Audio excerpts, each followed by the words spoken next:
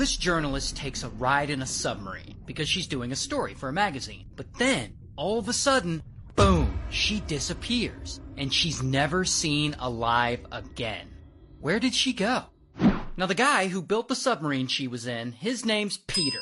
And Peter's an inventor, he lives in Denmark, and he's kind of a semi-celebrity there. He's like a diet Tony Stark. He's always building things with his own hands, submarines and rockets. Originally educated a little bit as an engineer, a little bit as a naval engineer. In fact, he ends up building what is, during this time period, the largest privately built submarine in the world, called the UC-3 Nautilus. It's pretty impressive. But as gifted as Peter is, he also has a dark side. You're aware that psychopaths exist amongst us, human predators that walks around and grabs people and use them and throw them out.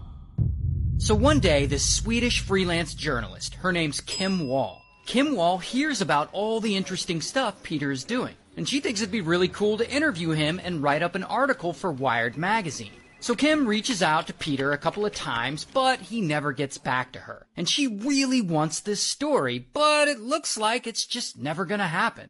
But then, Peter finally responds. He sends her a text and he says, yes, he can do an interview later that same day. And Kim Wall's like, nope. So then they meet up at his workshop for tea. And during that meeting, Peter offers to take her out in his submarine that he built, the UC-3 Nautilus. And she's like, fuck yeah, I want to ride in your submarine. I mean, this is like a once-in-a-lifetime chance to ride in a submarine. How are you going to say no? So then she goes to her partner, this guy, Ole. And she tells Ole that Peter agreed to do the interview with her and he wants to do it in his submarine. So she's gonna go with him and she'll be back in a few hours. And soon enough, she's boarding the homemade submarine with Peter. And they're cruising around in the water, and there's a photo of it. You can zoom in and you can see the two of them riding along, having a good time. And she texts Ole a few times, a few pics, and then Peter wants to take the sub underwater to show her that it goes underwater. So they take the submarine underwater, and she's about to get her interview, and she really seems to be having a good time.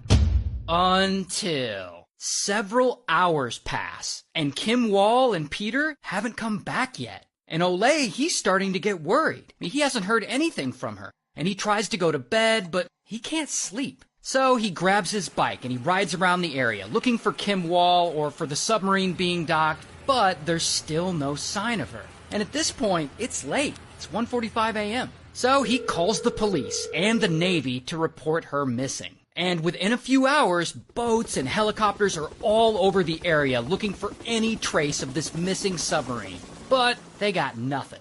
But then, a few hours after that, they finally spot something. It's the submarine, but it looks like it's sinking. And Peter is there and he's swimming away from it. He's trying to swim to safety. So they rescue him. And they question him, and Peter tells them that a mechanical defect caused his submarine to sink. And that's why he was swimming away to safety. But then, of course, police are like, where's Kim Wall? And Peter tells them that hours before the interview, he had dropped her off along the shore before the submarine started to sink.